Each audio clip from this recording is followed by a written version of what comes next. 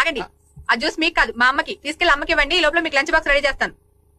Juice నాకు కాదా, మీ అమ్మకే? ఓకే. ఏమే, రాత్రి ఉప్మా తిని నా కడుపు కాలేలా చేసావు, నీకు జ్యూస్ పట్టించాలా? తాగమ్మ తాగేద్దామనే. కప్పల ఉత్తరం అంటే కొట్టారంటే మొహం చెట్టు అయిపోద్ది.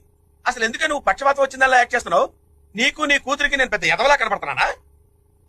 పట్టిస్తానమ్మా, తాగు తాగమ్మ, ఆగా తాగమ్మా, అది అది తాగేసావు నువ్వు తాగేసావు.